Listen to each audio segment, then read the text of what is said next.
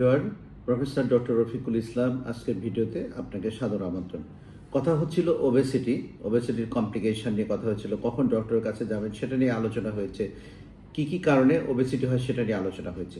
আজকে আমরা একটু দেখব এর সহজ ট্রিটমেন্ট পলিসিটা কি। সহজ ট্রিটমেন্ট পলিসিটা হলো একটা কম্প্রিহেন্সিভ লং টার্ম, অর্থাৎ অনেক দিন সময় নিয়ে ট্রিটমেন্ট করতে হবে। অল্প কয়েকদিন ট্রিটমেন্ট নিয়ে আপনি ক্লান্ত হয়ে গেলে হবে না, তাই তো? তাহলে এই কম্প্রিহেন্সিভ লং টার্ম ট্রিটমেন্টের মধ্যে মেইন কি কি কাজ করতে হবে? এক নম্বর কাজ করতে হবে লাইফস্টাইল মডিফিকেশান করতে হবে। এটা লাইফস্টাইল মডিফিকেশান, এটা dietary lifestyle modification, discipline maintain করতে হবে এবং তাকে এক্সারসাইজের আওতায় আসতে হবে। 2 নম্বর কিছু মেডিকেল ট্রিটমেন্ট আছে, ফার্মাকোলজিক্যাল কিছু ড্রাগস আছে, সেটা ফাইনালি একটা সার্জিক্যাল ট্রিটমেন্ট অপশন আছে। এই যে তিনটা আমি ক্যাটাগরিতে বললাম, এই তিনটা ক্যাটাগরি যদি আমি অ্যাচিভ করি তাহলে কি হবে? যেটা হবে সেটা হলো আমার ওয়েট রিডাকশান হবে।